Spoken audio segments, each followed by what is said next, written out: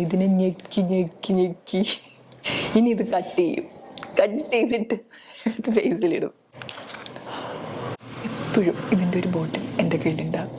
അയ്യേ.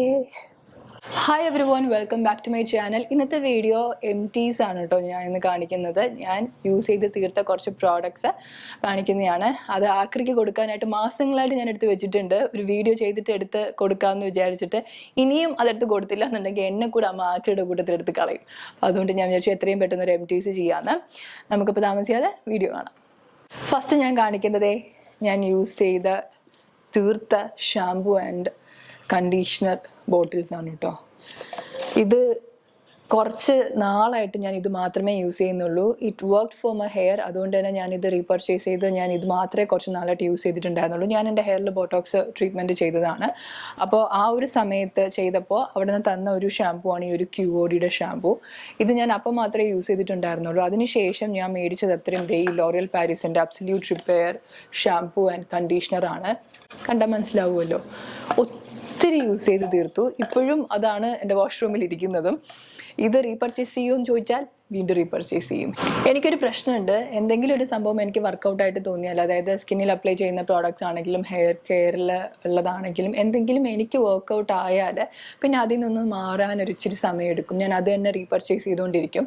കുറച്ച് നാളത്തേക്ക് അതൊന്ന് യൂസ്ഡായി ഇനി വേറെ ഏതെങ്കിലും ഒന്ന് ട്രൈ ചെയ്ത് നോക്കിയിട്ട് അത് വർക്കൗട്ട് ആയാൽ മാത്രമേ ഞാൻ അതിലേക്ക് സ്വിച്ച് ചെയ്യത്തുള്ളൂ.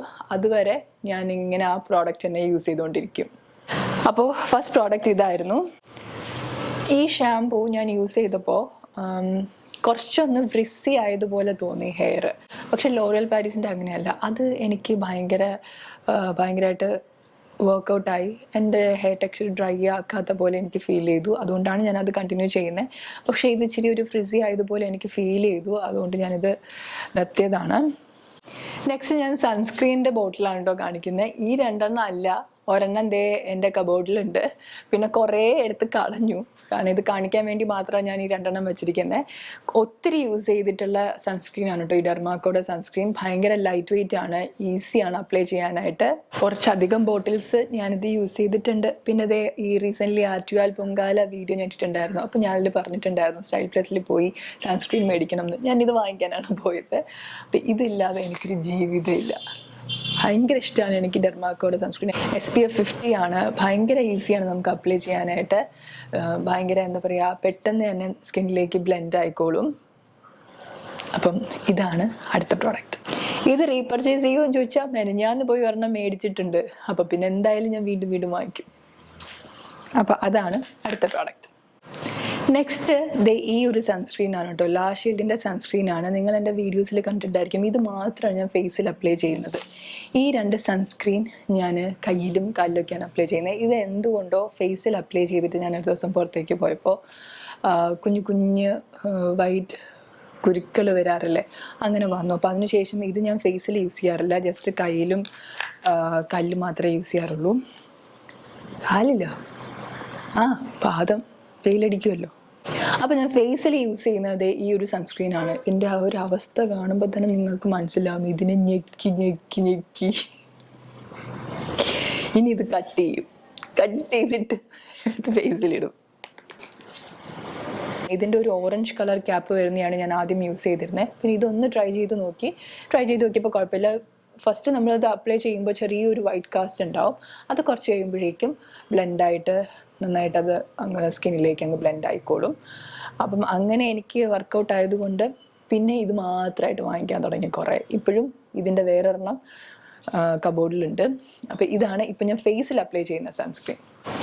നെക്സ്റ്റ് ഞാൻ യൂസ് ചെയ്ത് തീർത്ത കുറച്ച് പെർഫ്യൂംസ് കാണാം. അതിൻ്റെ ബോട്ടിൽസാണ്. ഇത് ഒരു വർഷം കൊണ്ടൊന്നും അല്ല കേട്ടോ യൂസ് ചെയ്തത്. വർഷങ്ങളായിട്ട് ഞാൻ യൂസ് ചെയ്ത് തീർത്ത സംഭവമാണിത്. അപ്പോൾ ഫസ്റ്റ് വൺ വന്നിട്ട് ഇതിൻ്റെ പാക്കേജിങ് കണ്ടോ. ഇത് ലേഡി മില്യൺ എന്ന് പറയുന്ന പെർഫ്യൂമാണ്. ഞാൻ ആദ്യമായിട്ട് വാങ്ങിക്കുന്ന ഹൈ എൻഡ് പെർഫ്യൂമാണ് കേട്ടോ ഇത്. അതുകൊണ്ട് തന്നെ ഇത് എപ്പോഴും എൻ്റെ ഫേവറേറ്റ് ആണ്. ഏതൊക്കെ ഹൈ എൻഡ് പെർഫ്യൂംസ് വാങ്ങിച്ചാലും ഇത് എൻ്റെ കയ്യിൽ വേണം. പിന്നെ എനിക്ക് ഭയങ്കര സ്ട്രോങ് സ്മെൽ ഇഷ്ടമുള്ള ആളാണ്. എനിക്ക് അങ്ങനെ സട്ടിലായിട്ടുള്ള സ്മെൽസിനേക്കാളും ഭയങ്കര സ്ട്രോങ് ആയിട്ട് നിൽക്കുന്ന സ്മെൽസാണ് എനിക്കിഷ്ടം.